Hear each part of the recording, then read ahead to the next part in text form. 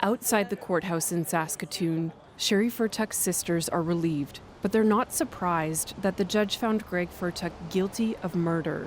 There were signs throughout their marriage that there was a side of Greg that was evil. Yeah, and that evil that got worse and worse over the years.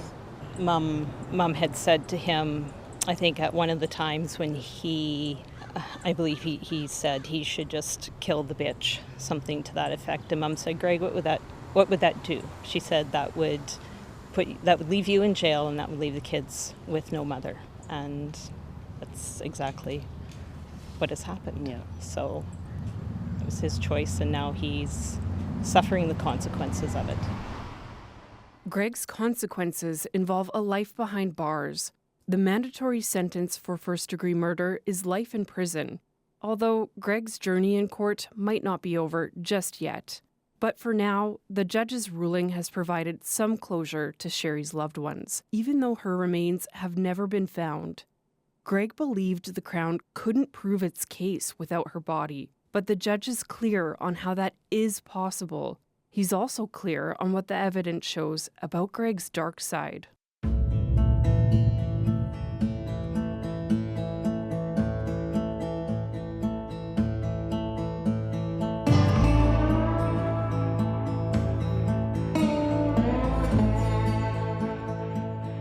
It was a very careful weaving together of all of the evidence that led to this conclusion. This case yet more convinces me that the evidence on Mr. Big cases should never be allowed in our court system. I think it's detrimental. It's clear that Sheree did know that she was at risk, but she probably also thought that she could handle it, that she could handle him. Like, Sheree was a fighter. Sheree wasn't a coward, and Sheree wasn't going to run from anything. I'm Kendall Latimer, and this is episode 17 of The Pit.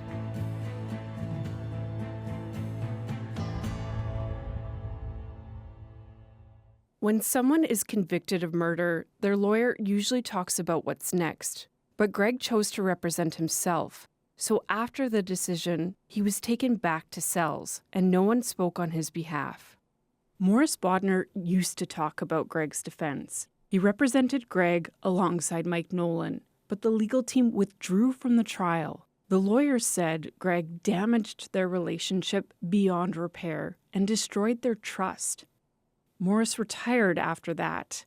Even though he didn't work the full case, he's still interested in the outcome. So we gave him a call. I thought it would go the other way, mostly because I still believe that Greg Fertuck is not guilty. But I'm not the one that makes that decision. And I'm not the one that ran the rest of the case and didn't get all the evidence in. And I could see that there were many things that co-counsel and I had decided that we would do, and it wasn't done for the balance of the trial.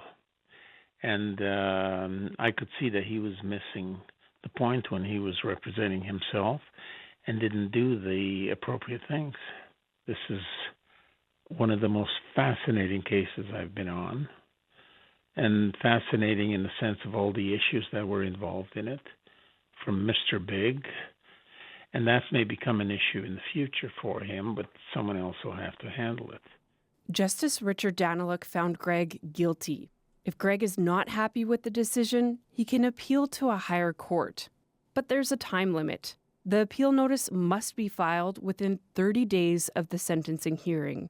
The Provincial Court of Appeal doesn't run trials or consider new evidence.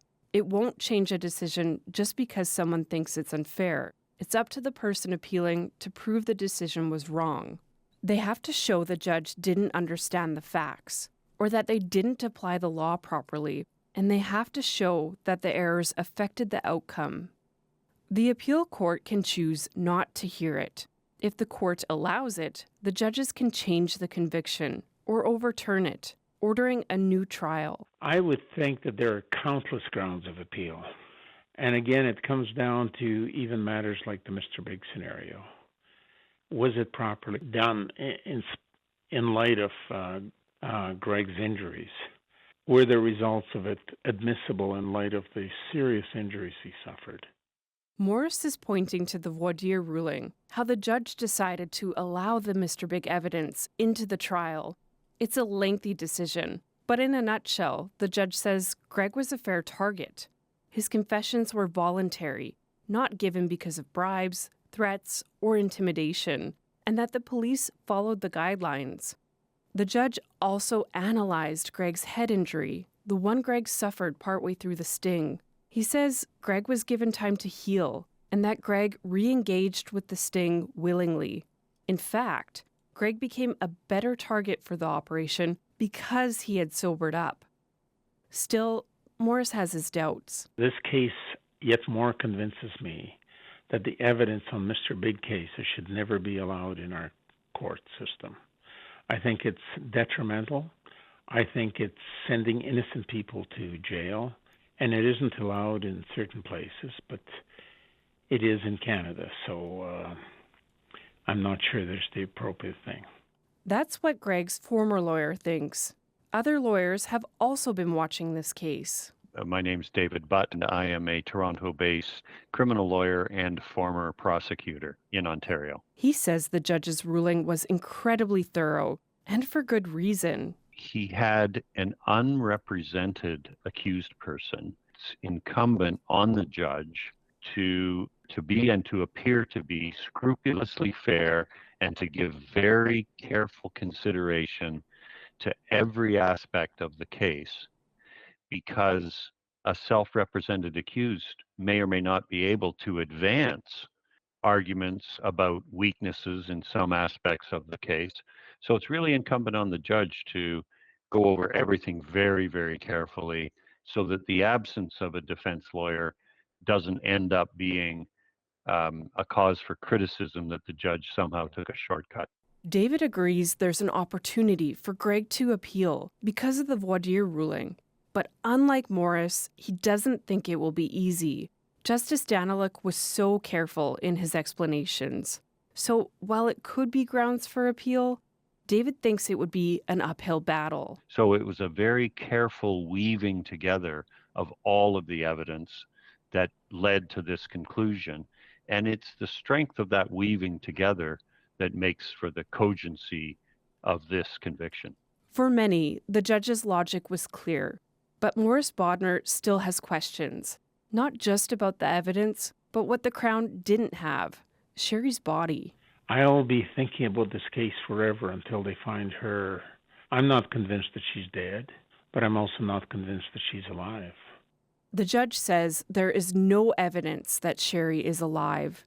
He also shuts down Greg's suggestion that the missing body was proof no crime was committed.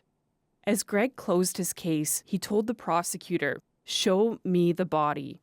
The judge says Greg tried to lay that down as if it were the ace of trump in a game of Kaiser, but it was not. The absence of a body makes the case difficult, but not impossible. This ruling is not unprecedented. Other Canadian cases have been prosecuted without a victim's body, including by David Butt. So without a body, we don't have evidence of death directly from the body, and we don't have evidence of a killing directly from the body. So in a very, very comprehensive way, the judge here approached those two questions from other evidence. They had a whole bunch of reasons to believe that she was dead and a whole bunch of reasons to believe that Mr. Fertuck was responsible for her death. And he was satisfied that the victim was indeed dead because she had disappeared instantaneously. There's no suggestion that suicide was a risk. And then he also looked at other evidence, including a confession, but he looked at other evidence that strongly suggested to his satisfaction that she was killed. The shell casings at the scene where she was last seen, the presence that later surfaced, a rifle that matched those shell casings, blood, her blood in the back of Mr. Fertuck's truck, which it would have no other reason to be there. A financial motive to kill her by Mr. Fertuck, an animus based on past domestic violence, an animus based on marital difficulties. In his ruling, Justice Daniluk addresses the legal issues, but also the bigger picture. He says Greg got rid of Sheree's body so well that she's never been found. This denied her loved ones a proper goodbye. Greg once said he loved Sheree. They built a life together, having 3 children. But as the judge points out, when that fell apart, Greg tried to solve their problems through the most extreme form of violence. And then he threw her away like a piece of trash. Justice Daniluk describes this as the highest form of spousal abuse. It was Greg's final act of cruelty toward Sheree, but it was far from the first. Sheree's mom, Julianne, knew about some of the abuse. I mean, Sheree was a big girl. She could fend for herself. But, there were different instances when she ran out of the house because, he was either abusive with her verbally or physically. She often says, if anything happens to me, like she told the kids, if anything happens to me, you look after my dog. Mom, if anything happens to me, do this or do that. So she kind of always had it in the back of her mind. I think that she was very uneasy about Greg's disposition. Sheree's friend Heather Mitchell also heard about the violence, but she never thought it would end in murder. I honestly did not ever think that it would come to that. I thought it was just him, wielding his hammer and trying to get his way. And even when Sheree would say to me, Heather, if anything happens to me, you're going to know who did it. And, that's when I suggested that, maybe she get out of there or get him out of there. And I remember getting a phone call from him one night telling me to quit telling Sheree to leave him or kick him out, and I better smarten up, and I told her that. But I don't know, I guess I just always want to believe that people are inherently good, and that he was just mad because he was sticking up for herself and she wasn't being a doormat and letting him walk all over her. Thinking back on it now, I realized that I was wrong. But at the time, I just felt like once they get the divorce through, they make their agreements and it's all signed, sealed, and delivered. They'll go their separate ways. And maybe part of me just really didn't want to believe it, kind of put my head in the sand. And I did all I could. I suggested that she, get away from the situation and, let things diffuse for a while. But sometimes I wonder, did I not say enough to her? But at the end of the day, it had to be her decision what she did anyway. Even initially when I heard that she was missing, even people would say to me, well, maybe she just disappeared. Maybe she just wants to get away. And I said, not a chance. Not a chance. There is no way she's leaving those kids. You are completely wrong because there is no way she's walking away from her family and her business and her life. Like, Sheree was a fighter. Sheree wasn't a coward, and Sheree wasn't going to run from anything. Sheree didn't run from Greg. She died trying to stand up to him. It's clear that Sheree did know that she was at risk because of all the people she told. If anything happens to me, look to Greg. But she probably also thought that she could handle it, that she could handle him. Joanne Duzel knows a lot about men like Greg. She's a leading expert on abuse in relationships here in Saskatchewan. The really tragic thing is deaths like this are preventable. Joanne was a shelter worker for 20 years. Now she leads a province-wide effort to help victims of intimate partner violence. If Sheree had come to me and told me her story, I would have been extremely concerned for her. I would have suggested that she probably relocate for her own safety if there was not some sort of criminal or legal remedy to keep him as far away from her as possible. Joanne is familiar with Sheree's story. She says that in hindsight, it's easy to see how Greg's behavior could escalate to homicide, even after Sheree and Greg separated. I think the thing that really stands out for me is the sheer number of warning signs and the number of people that were aware that threats of death had been made. The number of people who were aware of threats who said they were afraid to say anything or to confront Greg in this case because of fear for their own safety. The risk factors were known to police, the legal system more broadly, and often when a situation like this where there's an ongoing pattern of abuse is going to trigger a shift into more serious violence, femicide, there is a catalyst. And in this case, it appears to me that the catalyst was that financial situation that was happening right at the time that Sheree disappeared.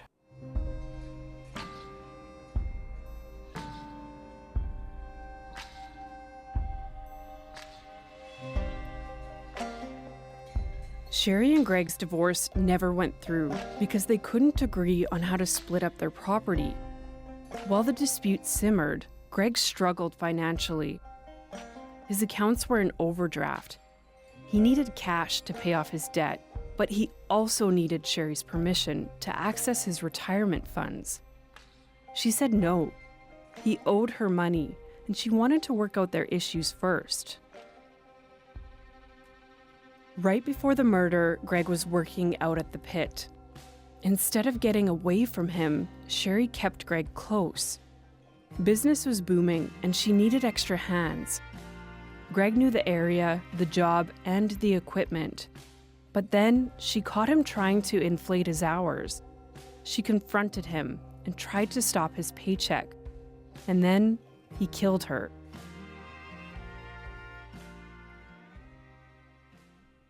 Joanne says what Sheree did, fighting for what she deserved, was risky, given Greg's tendencies. She wonders if Sheree would have understood the danger if Greg's abuse had been taken more seriously in the courts. I think judges and Crown prosecutors, everyone throughout the system needs to have a better understanding of the dynamics of intimate partner violence. Before the murder, Greg was put on trial twice for hurting Sheree. He threatened to kill her, and he physically assaulted her. In both cases, Greg also faced gun charges. But he didn't spend any time behind bars. One judge wrote that compared to the abuse she routinely heard about in court, Fertuck's violence was at the low end. That was about 3.5 years before Greg killed Sheree. Unfortunately, in our current legal system, it's set up based on individual incidents. And very seldom do all the pieces come together in terms of determinations that are being made for the safety of victims. Had her family and even Sheree herself known the actual risk that she was at, had risk assessment been done through the legal system, if people were really looking at that risk and doing things like making sure that there were no breaches, making sure he did not have access to weapons, making sure that she had a safety plan and did she know that the issue of the finances could very well be a trigger that could make things escalate into femicide? She probably wasn't aware of that.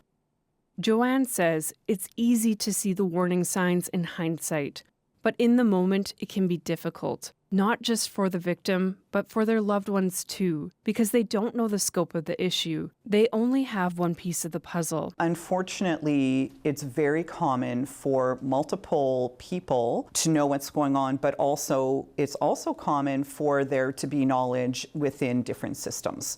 And yet the people who have that information don't come together in a way that allows them to have the full picture. One of the things that happens in other jurisdictions that we don't do here is to have information sharing agreements among different government systems and also allow advocates to be part of that. I can point at Alberta and BC that both have teams that deal with high-risk situations where all of the information is on the table and then risk management takes place. That is very much a missing piece in the way we address intimate partner violence in Saskatchewan. If the players were to come together to look at these risks and our legal system was actually responding in a way that was putting the safety of women first, I think there could have been a different outcome in this case and in others like it.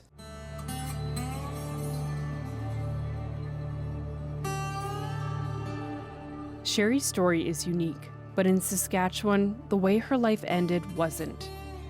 This is a place where many men who don't get what they want choose to hurt or kill their partners.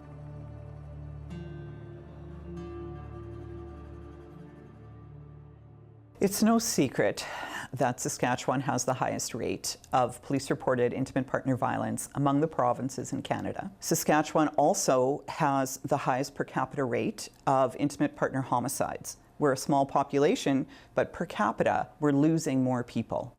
Joanne says there are many factors. The geography, the boom and bust economy, the guns, but it's also the culture. Around here, disrespect and violence against women are normalized. The misogyny runs deep. And Greg Fertuck was no exception. In court, Greg's attitudes toward women were presented as evidence. No one objected. In his ruling, the judge talks about the undercover operation, how Greg referred to himself as the dark cowboy. The judge calls the name both laughable and telling, because Greg did have a dark side. The judge lays it out. He says Greg was a misogynist, regarding women as only good for one thing. He clearly saw them as inferior and believed women should obey men. His comments to the undercover cops were, quote, beyond rude. They were vulgar and often disgusting. He harbored violent thoughts. The judge says these attitudes don't necessarily make someone a murderer, but in Greg's case, dark thoughts became dark deeds.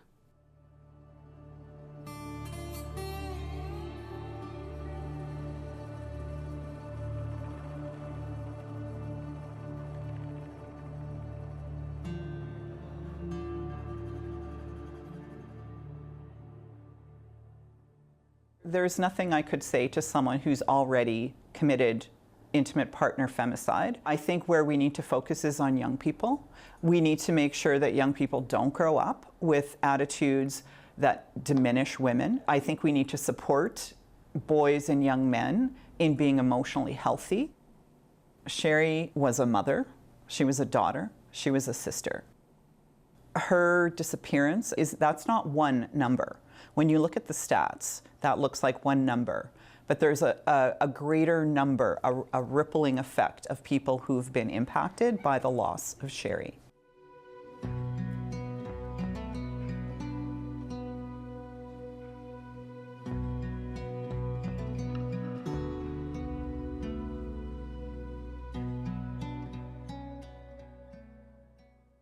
Sheree's been gone for 8.5 years. She was 51 years old when she died.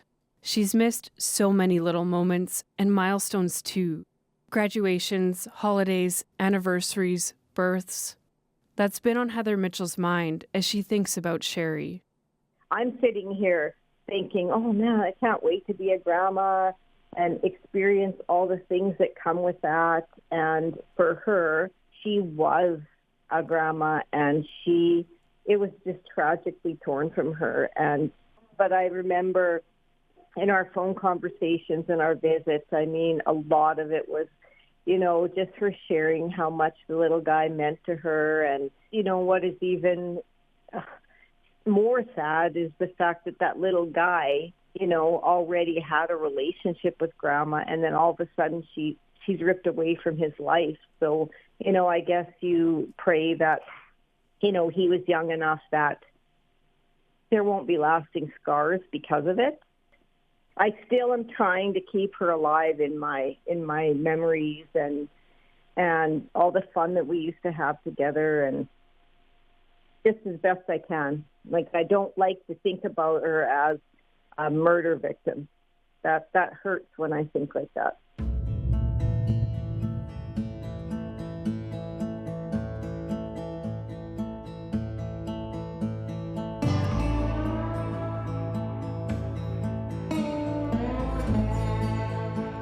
We now know, in the eyes of the court, what happened to Sheree Fertuck. Greg is guilty as charged. The police are no longer actively looking for Sheree. but they say her file will stay open until she is found.